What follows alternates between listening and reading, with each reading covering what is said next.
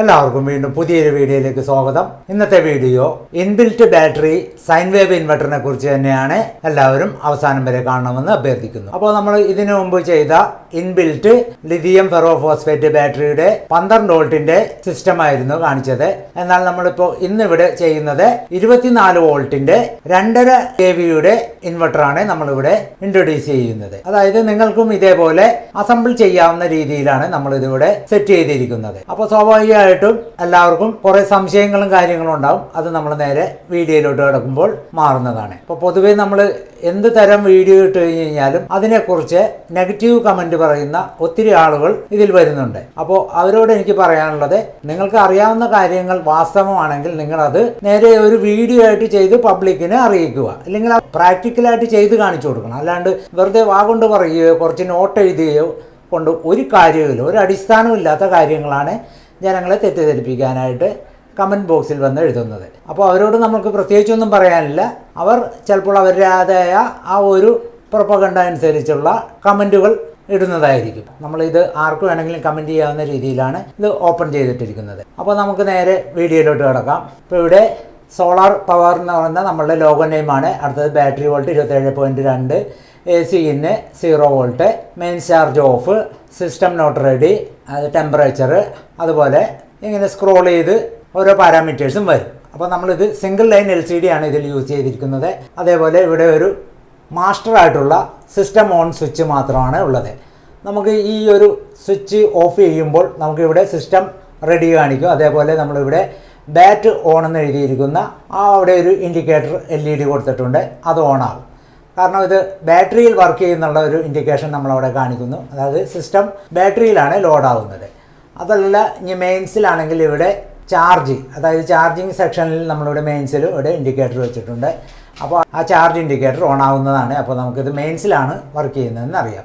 അതിന് നമ്മളൊരു റെഡ് ഇൻഡിക്കേറ്ററും അതേപോലെ ബാറ്ററിയിൽ വർക്ക് ചെയ്യുന്നതിന് ഒരു ഗ്രീൻ ഇൻഡിക്കേറ്ററുമാണ് കണക്ട് ചെയ്തിരിക്കുന്നത്. നമുക്കിനി ഇതിൻ്റെ സിസ്റ്റം സ്വിച്ച് ഒന്ന് ഓൺ ചെയ്ത് നോക്കാം. സിസ്റ്റം റെഡി കാണിച്ചിട്ടുണ്ട്. ബാറ്റ് ഓൺ, ഇൻഡിക്കേറ്റർ ഗ്രീൻ തെളിഞ്ഞിട്ടുണ്ട്. അപ്പോൾ ഈ യൂണിറ്റ് വർക്ക് ചെയ്യുന്നത് യാതൊരുവിധ ശല്യവുമില്ല. ഏത് സ്ഥലത്തും നമുക്ക് ഫ്രീ ആയിട്ട് കൊണ്ടുപോയി വെക്കാം. അതേപോലെ നമുക്കിത് ഹാൻഡിൽ ചെയ്യാൻ എളുപ്പമാണ്. ഇപ്പോൾ 24 വോൾട്ട് സിസ്റ്റം ആയതുകൊണ്ട് ബാറ്ററിയുടെ എണ്ണം കൂടി 12 വോൾട്ടിനേക്കാളും വെയിറ്റ് കൂടുതലായിരിക്കുള്ളൂ ഇത്. കാരണം 12 വോൾട്ടിൻ്റെ ബാറ്ററി 4 പീസാണെങ്കിൽ ഇത് 8 പീസാണ് ലിഥിയം ഫെറോഫോസ്ഫേറ്റ് ബാറ്ററി ഉപയോഗിച്ചിരിക്കുന്നത്. 100 Ah ആണ്. അപ്പോൾ നമുക്ക് ഈ ഒരു ബാറ്ററി ഒരിക്കലും ലെഡ് ആസിഡ് ബാറ്ററി ആയിട്ട് കമ്പയർ ചെയ്യാൻ പറ്റില്ല. കാരണം ഇതിൻ്റെയും സൈക്കിളുകൾ തമ്മിൽ വ്യത്യാസമുണ്ട്. അപ്പോൾ സൈക്കിൾ നമ്മൾ ഉപയോഗിക്കുന്നതനുസരിച്ച് നമുക്കതിൻ്റെ ലൈഫ് കുറഞ്ഞുകൊണ്ടിരിക്കും. അപ്പോൾ ലെഡ് ആസിഡ് ബാറ്ററി നമുക്ക് ഏകദേശം ഒരു 5 വർഷത്തോളം കറണ്ടിൽ ഉപയോഗിക്കുമ്പോൾ ഉപയോഗിക്കാമെങ്കിൽ സോളാറിൽ ഫുൾ ടൈം ഉപയോഗിക്കുകയാണെങ്കിൽ അത് 5 വർഷം കിട്ടില്ല.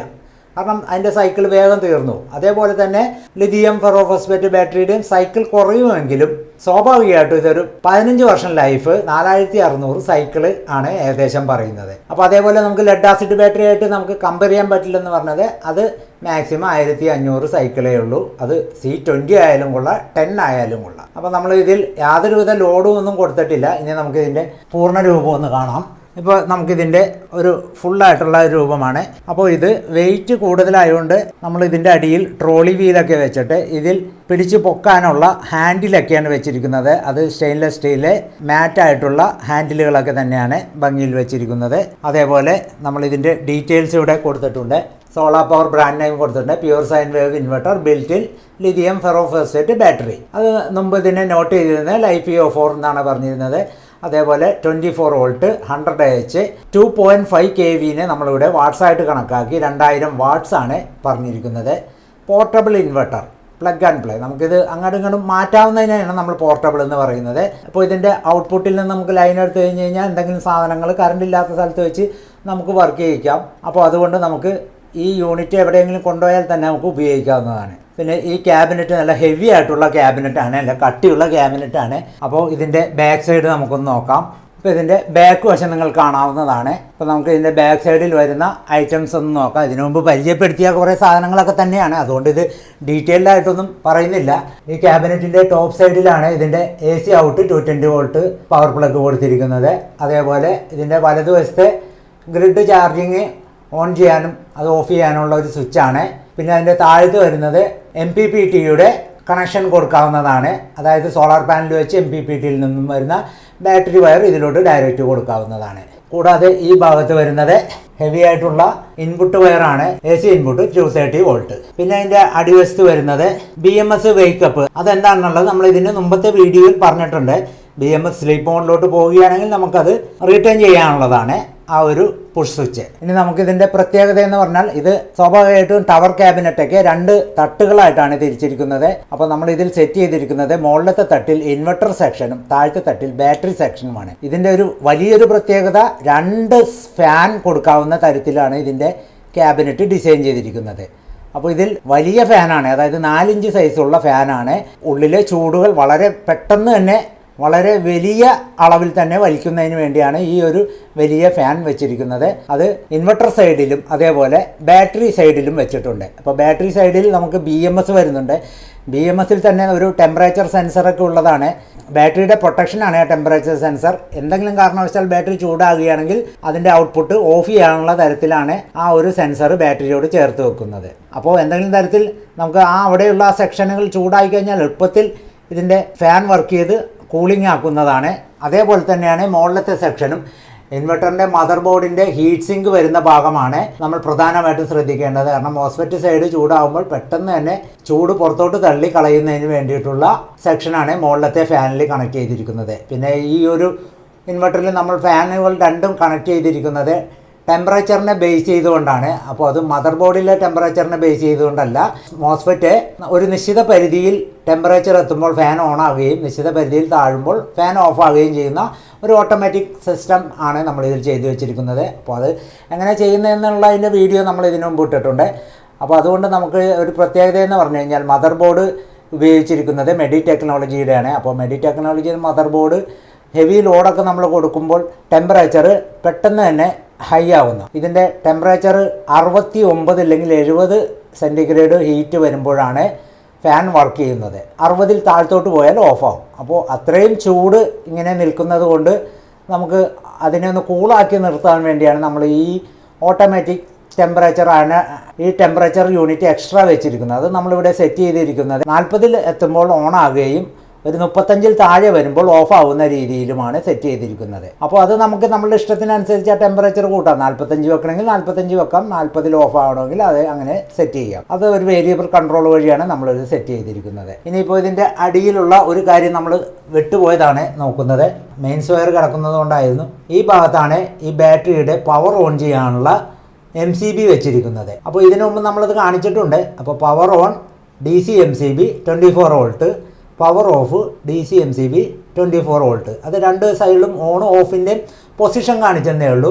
അതിൽ വെച്ചിരിക്കുന്നത് DC MCB ആണ്. 100 ആംപിയറാണ് അതിൽ നിന്ന് മാക്സിമം എടുക്കാവുന്ന കപ്പാസിറ്റി. ഇനി നമുക്ക് ഇതിൻ്റെ ഫുൾ സൈഡൊന്ന് നോക്കാം. ഈ ഒരു ക്യാബിനറ്റിൻ്റെ പ്രത്യേകത എന്ന് പറഞ്ഞു കഴിഞ്ഞാൽ ഈ ക്യാബിനറ്റ് 2 തട്ടുകളായിട്ടാണ് ഇത് അടച്ചിരിക്കുന്നത്. അതായത് മുകളിൽ 4 സ്ക്രൂ തുറന്നാൽ നമുക്കതിൻ്റെ ടോപ്പിലെ കവർ ഊരി മാറ്റാവുന്നതാണ്. അപ്പോൾ ആ ടോപ്പിലെ കവർ ഊരി മാറ്റി കഴിഞ്ഞാൽ നമുക്കവിടെ കാണാവുന്നത് ഇൻവെർട്ടർ സെക്ഷനാണ്. അപ്പോൾ ആ ഇൻവെർട്ടർ സെക്ഷനിൽ എന്തെങ്കിലും ട്രബിൾ ഉണ്ടെങ്കിൽ നമുക്ക് ടോട്ടലി എല്ലാ കവറും ഊരണ്ട. കാരണം താഴത്തോട്ട് വരുന്ന വലിയ സെക്ഷനിലെ ഉള്ളിലാണ് ബാറ്ററി വെച്ചിരിക്കുന്നത്. അപ്പോൾ ഇത് 2 സെക്ഷനായിട്ട് തരംതിരിച്ച് വെച്ചേക്കൊണ്ട് എളുപ്പമാണ്.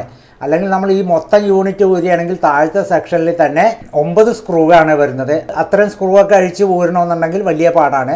9 സ്ക്രൂ നേരെ ഓപ്പോസിറ്റും വരുമ്പോൾ 18 സ്ക്രൂ ആയി. പിന്നെ ടോപ്പിലെ കവർ നമ്മൾ എക്സ്ട്രാ വെച്ചേക്കണോണ്ട് ആകെ 4 സ്ക്രൂവേ ഉള്ളൂ. അതുകൊണ്ട് നമുക്ക് ഇത് അഴിച്ചെടുക്കാനായിട്ട് ഒരു പ്രയാസമില്ല. അപ്പോൾ നമ്മളിതിൻ്റെ കവറൊന്ന് മാറ്റിയിട്ട് അതിൻ്റെ ഉൾഭാഗം ഒന്ന് നോക്കുകയാണ്. നമ്മളിപ്പോൾ ടോപ്പിലെ കവർ ഊരി മാറ്റിയിട്ടുണ്ട്. ഇനി നമുക്ക് താഴത്തെ കവറിൻ്റെ ഭാഗത്ത് ബാറ്ററി സെക്ഷൻ ഇരിക്കുകയാണ്. അപ്പോൾ ഈ താഴത്തെ കവർ ഊരാണ്ട് തന്നെ നമുക്ക് ടോപ്പിലെ കവർ മാറ്റുമ്പോൾ ഇൻവെർട്ടർ സെക്ഷൻ എല്ലാം കാണാവുന്നതാണ്. ഇൻവെർട്ടറിൻ്റെ മദർ ബോർഡാണ് ഇവിടെ കാണുന്നത്. 2000 വാട്ട്സിന് ഉതകുന്ന തരത്തിലുള്ള മെഡി ടെക്നോളജിയുടെ മുഴുവനായിട്ടും റിപ്പയർ ചെയ്യാവുന്ന തരത്തിലുള്ള ഒരു ബോർഡാണ്. അതേപോലെ അതിൻ്റെ ഇപ്പുറത്ത് വരുന്നത് 2000 വാട്ട്സിൻ്റെ ഹെവി ഡ്യൂട്ടിയുള്ള ഫുൾ കോപ്പർ ട്രാൻസ്ഫോമർ ആണ് അതിൽ വെച്ചിരിക്കുന്നത്. പിന്നെ അതിൻ്റെ ഇപ്പുറത്തെ സൈഡ് അതിൻ്റെ LCD സ്വിച്ച് കണക്ഷനും വരുന്നുണ്ട്. ഇടതുവശത്ത് നമ്മൾ കൂളിംഗ് ഫാൻ കൊടുത്തിട്ടുണ്ട്. അതേപോലെ ഔട്ട്പുട്ട് സോക്കറ്റും കൊടുത്തിട്ടുണ്ട്.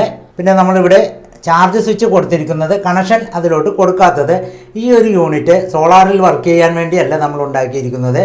ആ വീട്ടിൽ ഓൺ ഗ്രിഡ് ചെയ്തേക്കണമുണ്ട്. അതിന് പ്രത്യേകിച്ച് സോളാറിൻ്റെ ആവശ്യമില്ല. അതുകൊണ്ട് കറണ്ടിൽ തന്നെ ചാർജ് ചെയ്യാവുന്ന രീതിയിലാണ് ഇത് സെറ്റ് ചെയ്തിരിക്കുന്നത്. പിന്നെ ഇപ്പുറത്തെ ഭാഗത്തായിട്ട് വരുമ്പോൾ ഇവിടെ ഒരു SMPS വെച്ചിട്ടുണ്ട്. അതായത് നമ്മളുടെ ഈ പവർ ഓൺ ചെയ്യുമ്പോൾ മോസ്ഫെറ്റ് സെക്ഷനും പ്രോഗ്രാം സെക്ഷനൊക്കെ വർക്ക് ചെയ്യുന്നതിന് വേണ്ടിയാണ് 24-ൽ നിന്നും 12 വോൾട്ടാക്കി 5 വോൾട്ടാക്കിയൊക്കെ വെക്കുന്നതിനുള്ള SMPS സർക്യൂട്ട് വെച്ചിരിക്കുന്നത്. ഇനി നമുക്ക് ഇതിൻ്റെ താഴ്ഭാഗത്തെ കവർ കൂടി ഒന്ന് ഊരാം.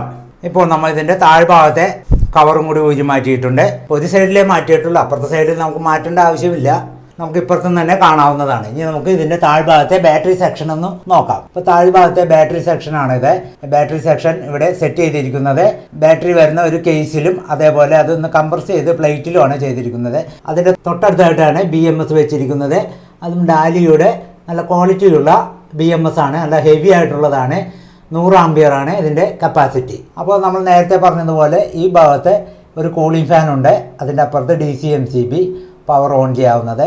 അപ്പോൾ ഈ ബാറ്ററിയിലോട്ട് നമുക്ക് എക്സ്റ്റേണൽ ചാർജ് ചെയ്യാൻ വേണ്ടിയാണ് നമ്മൾ ഇവിടെ ഒരു കണക്ഷൻ കൊടുത്തിരിക്കുന്നത്. അപ്പോൾ MPPT വഴി നമുക്ക് വേണമെങ്കിൽ ചാർജ് ചെയ്യാം. നമ്മൾ ഈ ഭാഗത്ത് സെല്ലുകൾ താഴത്തെ തട്ടിൽ സെൻട്രലായിട്ട് വെച്ചിരിക്കുകയാണ്. അപ്പോൾ ഈ വലിയൊരു ക്യാബിനറ്റ് ആയതുകൊണ്ട് നല്ല കട്ടിയുള്ളത് ആയതുകൊണ്ട് നമുക്ക് ഇത് നല്ല സ്പേസ് ഉണ്ട്. ഈ ബാറ്ററി നല്ല റിലീസായിട്ടിരിക്കുകയാണ്. ഒരു കാരണവശാലും ബാറ്ററിക്ക് മറ്റുള്ള തരത്തിലും ഒരു തരത്തിലും ചൂടേൽക്കുന്നതല്ല. നല്ല എയർ സ്പേസും നമ്മൾ കൊടുത്തിട്ടുണ്ട്. അപ്പോൾ അതുകൊണ്ട് നമുക്ക് ലോങ് ലൈഫ് തന്നെ കിട്ടുന്നതാണ്. ഇനി നമുക്ക് ഇതിൻ്റെ കേസ് എല്ലാം അടച്ചിട്ട് ഇതിൽ ഈ സിസ്റ്റം ഒന്ന് ഓൺ ചെയ്ത് ലോഡ് കൊടുത്ത് നോക്കാം. സ്വാഭാവികമായിട്ടും എല്ലാവരും ലോഡ് കൊടുക്കുമ്പോൾ പറയുന്നത് ഇതിൽ ഇത്രയും ലോഡ് കൊടുക്കാൻ പറ്റുമോ എന്നുള്ള ഒരു സംശയമുണ്ടായിരുന്നു. അപ്പോൾ പലരും ചോദിക്കുന്നത് ഈ ലോഡ് കൊടുത്തു കഴിഞ്ഞ് കഴിഞ്ഞാൽ അത് എത്ര നേരം നിൽക്കും എന്നുള്ളതാണ്. സാധാരണ നമുക്ക് വാങ്ങാൻ കിട്ടുന്ന ഇൻവെർട്ടറുകളിൽ ഭൂരിഭാഗവും ഏതാണ്ട് 90% അലൂമിനിയം വൈൻഡിങ് ട്രാൻസ്ഫോമറുകളാണ് വന്നിരിക്കുന്നത്, കോപ്പർ വൈൻഡിങ് അല്ല. അപ്പോൾ അത് തന്നെ അവിടെ ഒരു പോരായ്മയാണ്. അപ്പോൾ ആ അലൂമിനിയം വൈൻഡിങ് ട്രാൻസ്ഫോമർ അതിൽ കൊടുക്കാവുന്ന ലോഡ് പുറകിൽ എഴുതി വെച്ചിട്ടുണ്ടെങ്കിലും ഒരു കമ്പനിക്കാരും വന്ന് അത്രയും ലോഡ് കൊടുത്ത് കാണിക്കാറില്ല. അതായത് ലോഡ് എന്ന് പറഞ്ഞാൽ യഥാർത്ഥ ലോഡ് കൊടുത്ത് കാണിക്കാറില്ല. ശരിക്കും നമ്മൾ ഇതിൻ്റെ യഥാർത്ഥ ലോഡ് പഴയ ടൈപ്പുള്ള ബൾബുകൾ അത്രയും എഴുതിയിരിക്കുന്ന അത്രയും വാട്ട്സ് കൊടുത്താൽ ഈ വാങ്ങുന്ന ഇൻവെർട്ടറുകൾ ഓഫായി പോകുന്നു. കാരണം അതിൽ എഴുതിയിരിക്കുന്ന വാട്ട്സ് ഒന്നും അതിൽ കൊടുക്കാൻ പറ്റുന്നില്ല എന്നാണ് അർത്ഥം. അവരെഴുതിയിരിക്കുന്ന വാട്ട്സ് എന്ന് ഉദ്ദേശിച്ചത് ഇപ്പോഴത്തെ ടൈപ്പ് LED ബൾബുകളൊക്കെ അത്രയും വാട്ട്സ് കൊടുത്തു കഴിഞ്ഞാൽ വർക്ക് ചെയ്യും. അതിപ്പോൾ എല്ലാവർക്കും അറിയാവുന്ന ഒരു തത്വമാണ്. വളരെ കുറഞ്ഞ കറണ്ട് എടുക്കുന്ന ബൾബുകളാണ് LED ബൾബുകൾ. അതിപ്പോൾ അവർ പറഞ്ഞേക്കുന്നതിനേക്കാളും കൂടുതൽ അതിൽ വർക്കാവും. അപ്പോൾ അതുകൊണ്ട് അവർക്ക് വിഷയമല്ല. പക്ഷേ യഥാർത്ഥ ലോഡ് കൊടുത്ത് ടെസ്റ്റ് ചെയ്ത് ഒരു കമ്പനി ഇതേവരെ നമ്മളെ കാണിച്ചിട്ടില്ല. പിന്നെ നമ്മളിതിവിടെ യഥാർത്ഥ ലോഡ് ഇത്രയും കൊടുത്ത് കാണിക്കുന്നത്, അതായത് 2000 വാട്ട്സ് നമ്മളിവിടെ ലോഡ് ചെയ്ത് കാണിക്കുന്നത് ഈ യൂണിറ്റ് വർക്ക് ചെയ്യുന്നുണ്ടോ ഇല്ല എന്നുള്ളത് മാത്രമാണ് നമ്മൾ കൊടുക്കുന്നത്. കൂടുതൽ നേരം നമ്മളിത് കൊടുത്ത് കാണിക്കാൻ പറ്റില്ല. കൂടുതൽ നേരം ഇൻവെർട്ടറിൽ ഇത് വർക്ക് ചെയ്യുമെന്നുള്ളത് 100% ഉറപ്പാണ്. എന്തുകൊണ്ടെന്നാൽ ഇതിൽ വെച്ചിരിക്കുന്ന ബാറ്ററി വളരെ സ്ലോവിലായിരിക്കും അതിൻ്റെ വോൾട്ടേജ് താഴുന്നത്. പിന്നെ അതേപോലെ ഹെവി ആയിട്ടുള്ള മദർ ബോർഡും ഹെവി ആയിട്ടുള്ള കോപ്പർ ട്രാൻസ്ഫോമറും വെച്ചിരിക്കുന്നതുകൊണ്ട് ഇതിൽ വലിയൊരു നഷ്ടം വരാനില്ല. പക്ഷേ നമുക്ക് ഇത്രയും മണിക്കൂറുകൾ ഇത് ഓൺ ചെയ്ത് വെച്ചിരുന്ന് ഇത് കാണിക്കാൻ പറ്റില്ല. പിന്നെ ഫുൾ ലോഡ് കൊടുത്തിട്ട് നമുക്ക് ഒരു ദിവസം മുഴുവനും കിട്ടണമെന്ന് പറയരുത്. വീട്ടിലുള്ള ആവശ്യങ്ങൾക്കായിട്ടാണ് നമ്മളിത് ഉണ്ടാക്കിയിരിക്കുന്നത്. അപ്പോൾ അവിടെ ഫുൾ ലോഡ് ഒരിക്കലും വരുന്നില്ല. എന്നിരുന്നാലും നമ്മൾ എപ്പോഴെങ്കിലും ഒരു ലോഡ് കൊടുക്കുമ്പോൾ 5, 10, 20 മിനിറ്റൊക്കെ അത് വർക്ക് ചെയ്ത് കഴിഞ്ഞാലും ഈ ഇൻവെർട്ടറിന് ഒരു പ്രശ്നമില്ലാണ്ട് സുഗമമായിട്ടിരുന്ന് വർക്ക് ചെയ്യുന്നതാണ്. അപ്പോൾ നമുക്കിനി ഇതൊന്ന് അടച്ചിട്ട് ഇതിൻ്റെ ലോഡൊന്ന് കൊടുത്ത് ടെസ്റ്റ് ചെയ്ത് നോക്കാം. നമ്മളിപ്പോൾ ഇതിൽ 2000 വാട്ട്സിൻ്റെ ഹൈ ആംബിയർ എടുക്കുന്ന, അതായത് പഴയ ടൈപ്പ് ബൾബുകളാണ് കൊടുത്തിരിക്കുന്നത്. അപ്പോൾ 2000 വാട്ട്സിൻ്റെ ബൾബ് എന്ന് പറഞ്ഞു കഴിഞ്ഞാൽ 500 വാട്ട്സിൻ്റെ 2 വലിയ ബൾബും അതേപോലെ 200 വാട്ട്സിൻ്റെ 5 ബൾബുമാണ്. അപ്പോൾ 500 വാട്ട്സ് ആയപ്പോൾ 1000 ആയി, 200 വാട്ട്സിൻ്റെ 5 ആയപ്പോൾ 1000 ആയി. അങ്ങനെ 2000 വാട്ട്സ് ആണ് ഇതിൻ്റെ മാക്സിമം കപ്പാസിറ്റിയാണ് നമ്മൾ പറഞ്ഞിരിക്കുന്നത് 2000 വാട്ട്. അപ്പോൾ നമുക്ക് ഈ ബൾബുകളൊക്കെ ഒന്ന് നോക്കാം. ഇത് 250 വോൾട്ടിൻ്റെ 500 വാട്ടാണ് ഒരെണ്ണം. അതേപോലെ ഇതും 500 വാട്ട്സ്. ഇനി ഇത് വരുന്നത് 200 വാട്ട്സ് ആണ്. 200 വാട്ട്സ് അത് ചില ബൾബിൽ മാഞ്ഞു പോയതായിരിക്കാമെന്ന് വിചാരിക്കണം. ഇതിൽ കാണുന്നുണ്ട് 200 വാട്ട്സ്. ഇതിലും 200 വാട്ട്സ് കാണുന്നുണ്ട്. ഇതിലും മാഞ്ഞു പോയാണെന്ന് വിചാരിക്കുന്നു. ഇതിൽ 200 വാട്ട്സ് കാണുന്നുണ്ട്. അങ്ങനെ 5 200 വാട്ടിൻ്റെ ബൾബും 2 500 വാട്ടിൻ്റെ ബൾബുമാണ്. ഇനി നമുക്ക് സ്വിച്ച് ഓൺ ചെയ്യാം. അപ്പോൾ സിസ്റ്റം റെഡി ആയിട്ടുണ്ട്. നമുക്കിനി ലോഡ് ഓൺ ചെയ്ത് നോക്കാം. ലോഡ് ഓൺ ചെയ്യുന്നതിനായിട്ട് ആദ്യമായിട്ട് നമുക്ക് 500 വാട്ട്സിൻ്റെ 2 ബൾബാണ് ഓൺ ചെയ്യുന്നത്. അപ്പോൾ 500 വാട്ട്സിൻ്റെ 2 ബൾബ് ഓൺ ചെയ്തു. അടുത്തത് 200 വാട്ട്സിൻ്റെ ഒരു ബൾബ് ഓൺ ചെയ്തു. പിന്നെ നമുക്ക് 200 വാട്ട്സിൻ്റെ ബാക്കി എല്ലാ ബൾബുകളും ഓൺ ചെയ്യാം. 2000 വാട്ട് പ്രവർത്തിച്ചിട്ടും സിസ്റ്റത്തിന് ഒരു കുഴപ്പമില്ലാണ്ട് നിൽക്കുകയാണ്. അപ്പോൾ ഈ ഇൻബിൽറ്റ് ബാറ്ററി സിസ്റ്റത്തിലാണ് ഇത്രയും ലോഡ് വർക്ക് ചെയ്യുന്നത്. അപ്പോൾ നമുക്ക് ഇത്രയും ലോഡ് വർക്ക് ചെയ്യുമ്പോൾ സ്വാഭാവികമായിട്ടും ടെമ്പറേച്ചർ പതിയെ കയറി വരുമ്പോൾ അതിനനുസരിച്ച് ഇതിൻ്റെ കൂളിംഗ് ഫാൻ ഫാസ്റ്റായിട്ട് തന്നെ തിരിഞ്ഞ് ഇൻവെർട്ടറിൻ്റെ മോസ്ഫെറ്റ് സെക്ഷനും അതേപോലെ അതിൽ വരുന്ന സകല ഭാഗങ്ങളും സംരക്ഷിക്കുന്നതാണ്. ഇപ്പോൾ ഇതിൻ്റെ ഫാൻ തിരിയുന്നുണ്ട്. ഫാൻ തിരിയുന്നതിൻ്റെ ഒച്ചയാണ്. കാരണം 2 ഫാൻ തിരിയുമ്പോൾ ഇത്തിരി ഒച്ച ഉണ്ടാകും. കാരണം 4 ഇഞ്ച് ഡെലിവറിയാണ് നൽകുന്നത്. അപ്പോൾ ഇത്രയൊക്കെയാണ് ഈ ഒരു 24 വോൾട്ട് സിസ്റ്റം 2000 വാട്ട്സ് ഔട്ട്പുട്ട് നൽകുന്ന ഇൻവെർട്ടറെ കുറിച്ച് പറയാനുള്ളത്. അപ്പോൾ എല്ലാവരും ഈ ചാനൽ സബ്സ്ക്രൈബ് ചെയ്യാത്തവരുണ്ടെങ്കിൽ ദയവായി സബ്സ്ക്രൈബ് ചെയ്യുകയും വീഡിയോ ലൈക്ക് ചെയ്യുകയും നിങ്ങളുടെ വിലയേറിയ കമൻറ്റുകൾ രേഖപ്പെടുത്തണമെന്നും അഭ്യർത്ഥിക്കുന്നു. വീണ്ടും മറ്റൊരു വ്യത്യസ്തമായിട്ടുള്ള ടെക്നിക്കൽ വീഡിയോയുമായി വരുന്നവരെ എല്ലാവർക്കും ഒരിക്കൽ കൂടി എൻ്റെ നന്ദി, നമസ്കാരം.